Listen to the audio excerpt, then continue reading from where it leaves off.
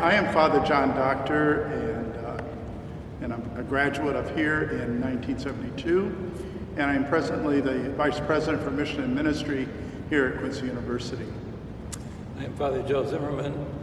I came here in 1970 and taught Father John, and I've been taught sociology for about 35 years, and then did a bunch of other things, and now I have one Latin student. I'm Father John Ostick, and came here originally as a young priest in 1949, and so I go back quite a few years, and became eventually professor of biology, although I had a few jobs also in administration. Father Bill Spencer. I graduated from here in 1970. I also had Father Joe for class, but obviously was not memorable. Go ahead and introduce yourself. You want to tell them what you do? Director of Campus Ministry at the university. Wonderful. Thank you guys for sitting down with us today. As you know, the university is celebrating 160 years. And so, again, you're talking about how long you've been a part of the Quincy College or Quincy University family.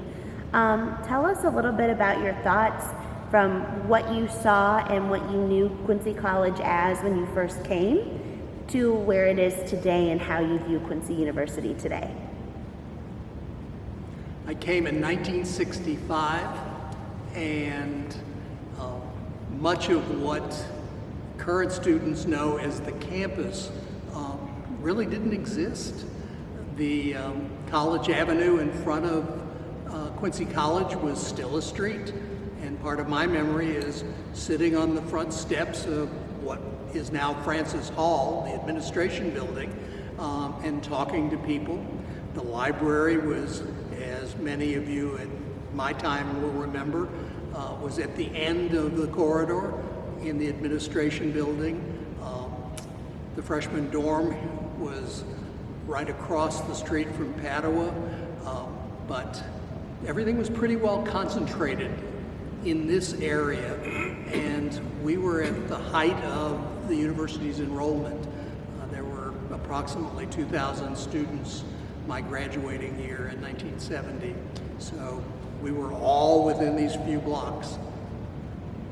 Yeah, I came in 1967, a few years right after Bill, and one of the things is that when I started, College Avenue was already closed.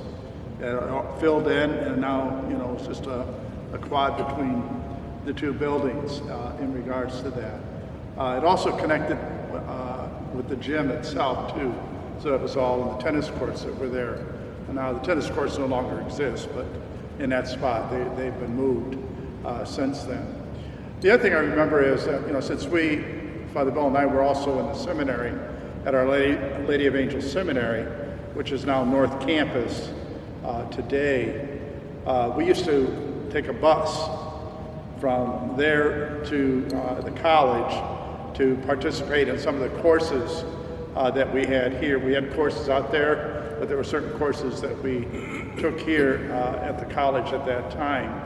And when people would see the bus coming down 18th Street and turning in front of Padua Hall, if students were about ready to cross the street, they stopped because they knew the bus was not going to stop for them. And it was always interesting watching them run out of the way in regards to that. So crazy memory, but it was there because I was one of the drivers. I would point out that anybody who's my contemporary will not be surprised that I did not mention the gym in my introductory remarks. I knew where it was because I graduated in that building, but that was maybe the only time I went. Well, I came, there was no gym when I came. The campus was basically within these walls that are built by stone. Everything else has been built up since I came. There were no dormitories at first. We had a whole bunch of houses that we used up in the city.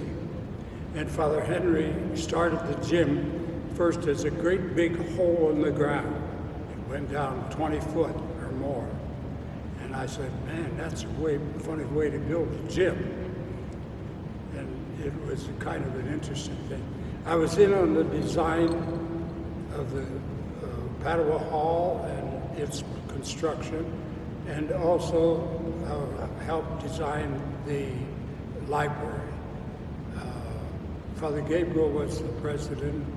In my family, we were builders, and so he says, look over these plans and tell me what I should look at. So I had to be his. And then Father Theophane came, who had a degree in architecture, and he was the one who was then, and the actual building of Padua Hall and the others, he was there every day watching them put that up. So that building, Padua, is probably one of the better builds. The library is also very well built. Let me jump in and say that Father Gabriel had a story about why Padua is designed the way it is, because Augustine Hall, which was where the parking lots are now, was a low single-story building, and students could very easily leave by means of their windows. And so he wanted to make sure the students were on the second floor, so they couldn't jump out the windows. Also, in Augustine, rooms faced each other, so you were sitting in a room, right across from you was another room. So in Padua, you're facing a blank wall, and that created a more studious atmosphere. And I was monitor over at the old building there, and in those, all it was, the wall was just that thin layer of plasterboard. That you could hear, if they're talking at this level, you could hear 5 doors down. So Gabriel says to me, make it so that the sound stops. And that's why there's a concrete wall between every room there. This is actually a comment that's also obvious for people who were present in my time, Father John's time, actually all of ours in different capacities. There were 52 Franciscans on campus. We're it, practically speaking. There's a few more who live in the Friary, and Brother Terry, who works in the library, but 3 full-time friars on campus right now versus 52 that many years ago. So Father Theophane and all of those names you hear. How do you feel that has impacted the culture of our campus and our student life? Going from 52 to 3, that's quite a significant jump. How do you feel? That's why the 7-story building is so high, to house all of us friars. And when I came here, there was 900 students. So the faculty was not very large or needed for that. Then, by 1963, 64, suddenly we had 350 freshmen, and we went up to 2,000 students because there were no junior colleges. I think the Franciscans didn't really pay much attention to passing on the Franciscan spirit. It was just there because we were there. Yes. As our numbers diminished, we weren't paying attention to that. From year to year, it's like the frog in the hot water. And so that, and also another feature of it was we never cultivated alumni that much, particularly in the early years. I think in the 1940s was the first time we even had a full-time friar working in alumni, if then. And so that hurt our finances. I think I'd certainly agree. There was a presumption that with that many Franciscans on campus, people sort of imbibed the spirit almost by osmosis. And a real difference now is a conscious effort to say, this is a Franciscan school based on Franciscan values. The orientation that students experience coming here now is completely different. I mean, we never had anything like that. You were just sort of presumed to understand it. Now I think there's an effort to communicate it, and hopefully much better. We lived in this building. The offices, the faculty offices on second and third floor, those were our private rooms. The students were told not to go through that corridor. So if they wanted to go from wing to wing, it was first floor or fourth floor. Well, there were a lot of students looking around. If there was nobody looking, they dashed through our living quarters. Oh yes, until the 7-story became our residence in 1964. But I want to piggyback on what Father Bill was saying, because I do believe that our Franciscan spirit of that did permeate the college and the university at that time. Today, though, it's very important that we make a concerted effort to help people understand what our Franciscan values are and how to translate those into the classroom, to translate them into how we interact with each other on the campus itself. Because of the diminishment of the number of friars, they realized, the administration, that there had to be a given position to make sure that in-service net was being done or developed to maintain the Franciscan tradition here at the university. And so that became the Office of Mission and Ministry, of which I'm the Vice President of at this time. The other thing that's different too, to try to make more visible our Franciscan values in that. So if you were to come to the front of the main building of Francis Hall now, you would see 2 statues. One of St. Francis on one end, one of St. Clair at the other end.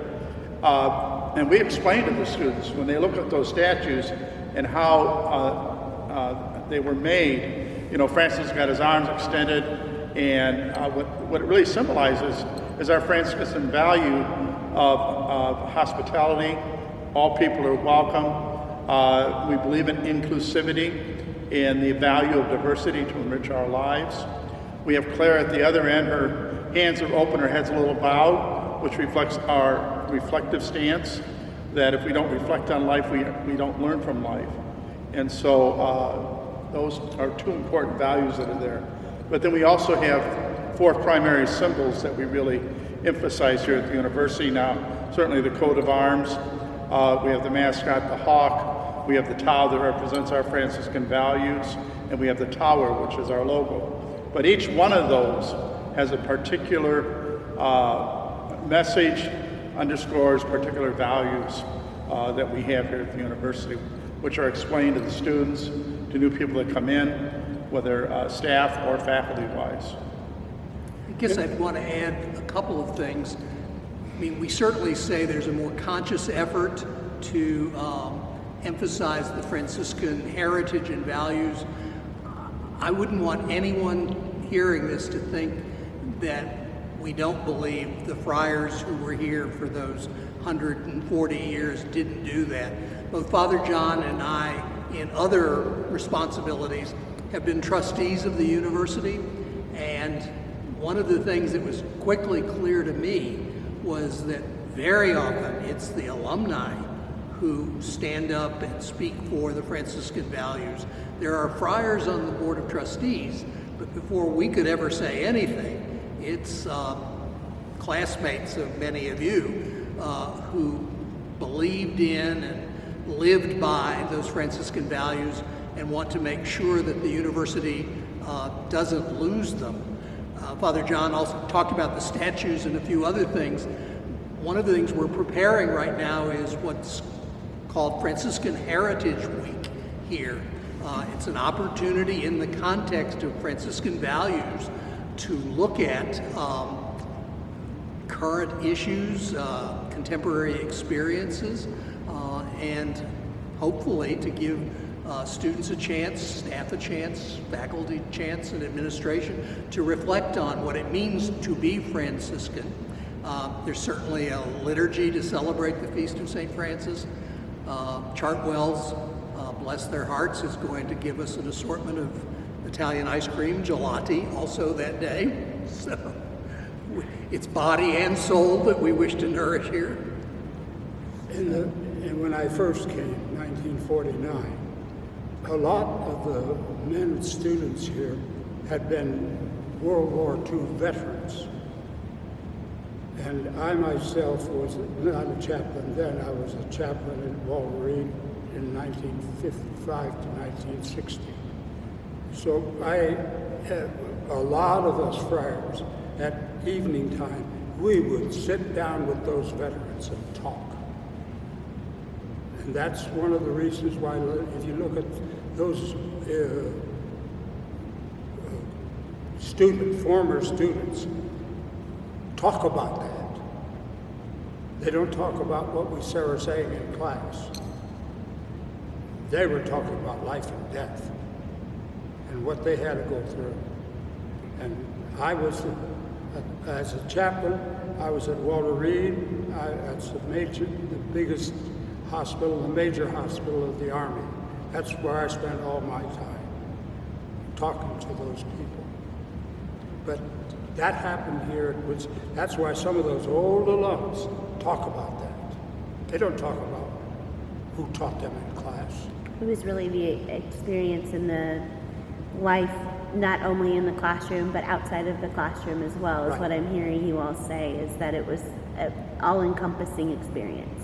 Where in those days there was just old Army barracks where the residence halls are. Mm-hmm. You sat out by the street talking in the evenings there with them. If you look at my yearbook, you will discover a photo of a beer truck driver delivering a keg to Club 21. It did not please some of the alumni, but again, part of our experience, we were here at the height of the Vietnam War, and I can remember sitting in Club 21 the night of the first lottery. Anybody who had plans to get married, go to grad school, do whatever, got low numbers and knew they were going to get drafted. Many of the people who were going to enlist anyway got 356 and were, just by the luck of the draw, cut a lot of slack. That created some tension on campus. You had to have 12 hours to be considered a full-time student. So if you were having trouble in a course, people just developed the fine art of begging. Please don't fail me. I need 12 hours. Otherwise, I will go to the University of Saigon. So that was reality for us, too. Club 21 is that room where the bar is under the cafeteria. Hawk's Nest now. So But I would say the other thing, though, that was important to me, that inspired me the most of the Friars when I was a student. Like Father John said, I could hardly tell you what they taught me. No offense, Father Joe. But what I do remember that made a big impression on me was the passion that the Friars had for what they were teaching and how they were living it. And you couldn't help not to be drawn into that and inspired by that. When you had 52, they were a motley mix, too. I mean, there are Francis Jerome stories that will not be told on this, but everyone knows them. The one that I think can be told, they used to have a grate on the Friary building, and students would climb up, and he had gone to bed, and suddenly there are these students staring. He'd just laugh. So I'm going to kind of transition a little bit here. We have gotten, as a university, where we are today because of the ups and the downs, or the highs and the lows. And that comes with a growing university and the world and everything that goes on throughout the years. what have been some of the most exciting moments that you have experienced during your time here at Quincy College, or now Quincy University? When we get a new president, it's always exciting. It's not always exciting a few years later after we find what the new president is like. So we had a couple of presidents that I don't think were the greatest. I'm very impressed with Dr. McGee, and so we hope that will continue. But Well, yeah, we made a drastic change. The faculty and the president at that time, Father Julian Woods, he actually left the priesthood after he left here. We were at battle, and we petitioned to the provincial superior, who at that time was also the head of the Board of Trustees, and asked him to do something about it. And that party, when he appointed Father Gabriel, who was very popular president, he was in sociology also, we had a party out at our cabin down the river. It was a good party. But I would also have to say in the history, and Father Joe can speak of this a little more, there have been the ups and downs. During World War II, the student population was practically zero, and so there had to be some real innovative ways in order to keep the college open at that time. And in relationship to that, there was a few others too that along with that, but that's what makes us strong. When you go through those difficult moments, and we certainly have had it recently with real financial difficulty, and it's made us stronger as an institution. And we're coming out of it, and there's a greater commitment on the part of the people that have worked here, even though it's also cost them some sacrifices in order to make sure that we meet our budget and relationship with all that. But that also reflects to me the real love and the commitment that the people who work here have. well, one low point was 1983. Father Gabriel was in presidency twice. The second time, I think his heart wasn't quite in it. The college enrollment had shrunk very, very much in the late 70s, but the faculty had not. Staffing remained high, and we were in financial trouble. So Father Jim Toll came from New York as president, and he declared financial exigency and went into retrenchment, which meant he could fire tenured faculty, and that was a very difficult period of time. Before the Second World War, the college was less than 500 students, and they thought they could get up to 500 after the war. But during the war, there's a picture here, and the history shows an airplane was parked behind this building, and Father Earhart, the physics teacher, had 200 cadets from the Army Air Corps at that time, and the Navy, I don't know which, studying here. We had only 35 other students during the Second World War. And within a few years, a couple of years after the war, we were up to 900. So we passed the 500 that they thought was ideal within 2 or 3 years after the war. They had the veterans come back. So that was where I was. When I came, this airplane was still parked here. It never moved. He's taught them to fly, and that airplane never flew. Well, my next question was going to be about challenges as well, Father. Well, I just wanted to, several people have talked about one of our failings as friars was that we did not involve alumni in the development of the university.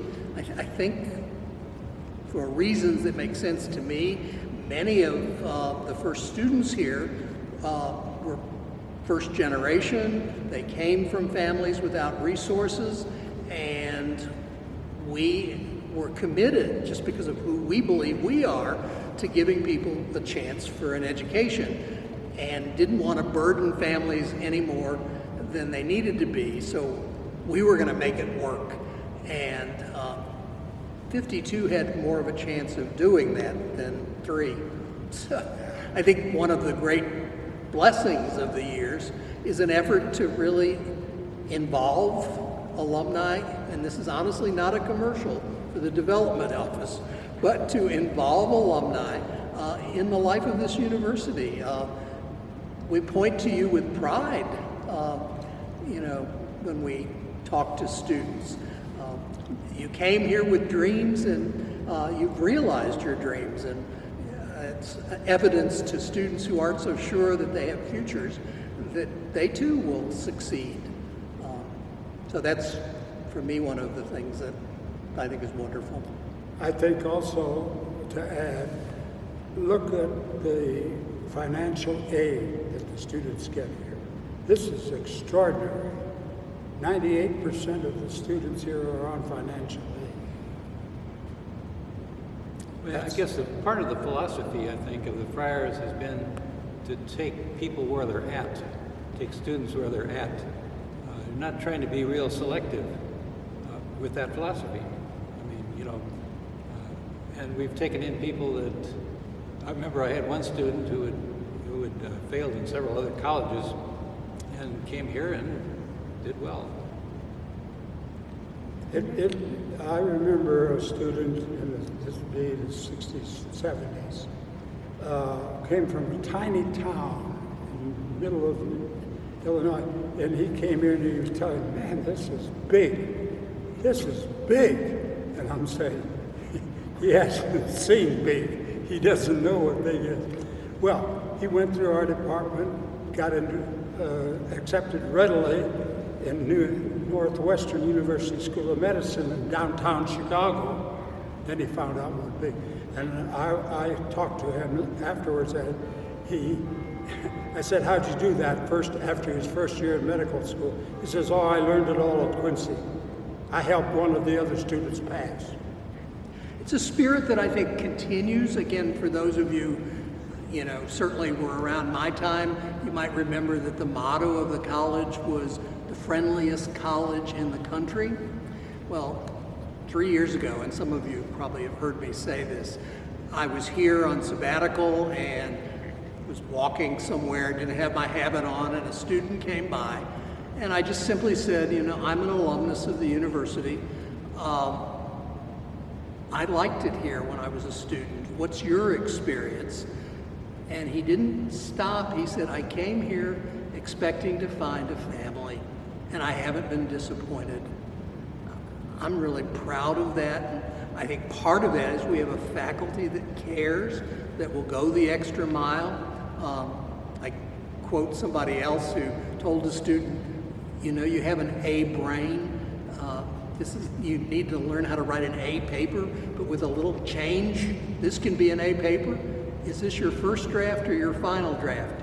And he said, my first draft? She said, right.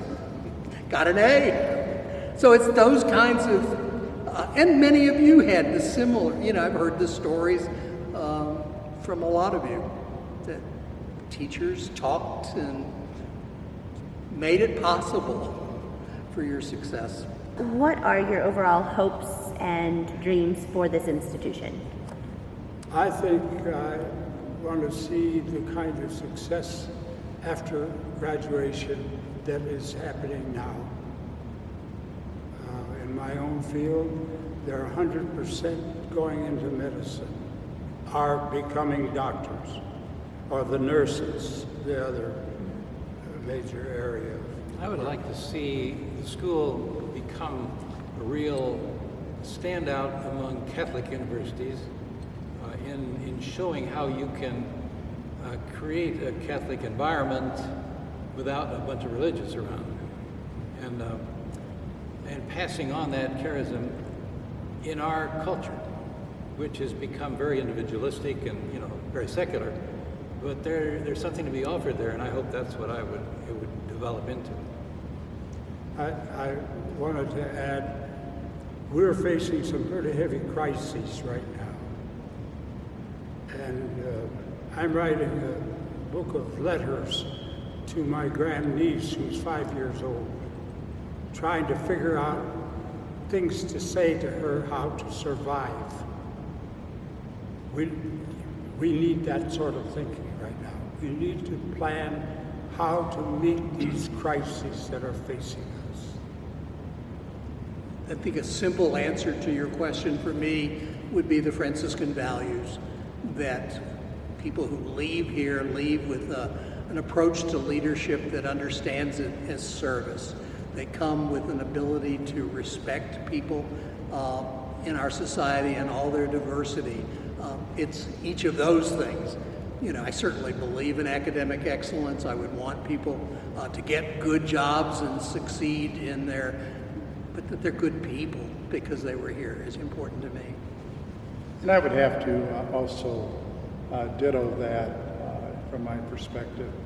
Like I said, I don't remember half of, maybe 10% of what I was taught here, but I was certainly influenced and I was encouraged to really look at my life and where my life is going. What am I going to base it on? What am I going to keep myself rooted in? What are those foundation stones in regards to that? And so I would like Father Bill, I really hope that people who come here really experience those Franciscan values and see that it gives us another way in which to look at life, another way in which to be in the world, another way in which to be able to make a difference that really does build up the common good. It helps people to move from the I to the we. The other hope is I hope we never lose our teaching or inviting students here who are first generation, who don't always have the economic means, that we're here also to empower them to pursue a dream and become successful. When I first came, there were very few black students on campus. I had one or two in class, and I'm delighted that we have so many black students. The next thing would be to get a lot of Latino students, and so on. You know. Growing the diversity on campus, Yep. for sure. And that related to that, of course, is the financial. You know, how do you invite faculty to come and say, come, but we can't pay you much. You know, people have families to support, and so the more stable our financial situation is, the more we're able to honor that responsibility that trustees and friars and everybody takes seriously to pay appropriate salaries. I think the world has become awfully complicated and awfully reaching out to all other parts of the world. And students that come are facing some very, very heavy complications. That's where keeping the values always is very important. If you could say one thing to the alumni watching, maybe it's the encouragement of time, talent, or treasure. Maybe it's come back to campus. What would that one or two things be? Encourage your families to look beyond individual good and to the good of the whole society. I would say I came out of the Dust Bowl, out of poverty, and made it. I think you can too. I think I'd say thank you for being part of the Quincy College/Quincy University family, both when you were on campus and as alumni, and for the ways that you carry this university spirit into your homes and into your workplaces and wherever you are. Father Bill always cuts me off. Sorry. In regards to that, I hope, my hope is that you realize not only how Quincy University has been a gift and a blessing in your life and helped you to become who you are today, and I also hope that it's empowered you so that you're a gift and blessing to those that are in your life. And if there's someone that you feel that would really benefit from Quincy University experience, that you'll be willing to reach out, to invite, to encourage, to be a part of your experience and passing on that legacy. I think that, yes, I think we are successful. If you look at our graduates, what they do, where they're at, and that they get into the fields they study. Not all graduates of all universities are able to do that. We got high percentages there, and especially in my own field of medicine. We weren't too bad in social work either. Bob Blazel did a fine job, and we could walk into St. Louis University School of Social Work, Washington University School of Social Work, and do fine. Jerry Murphy, Dick Scott, and some of the other graduates of the class of 70 will say that we were the best that the university ever produced. So That's always a mystery to me. But what can I say in that regard? yeah. But I also would have to say, though, too, during our time, because of the Vietnam War and that, there were numbers of students here that were here because they didn't want to go to be drafted for the war, et cetera, et cetera. And so many of them who got degrees, when they left here, they went off and did something else. So that was also a reality of that period of time. I would just add this: it's a great day to be a Hawk.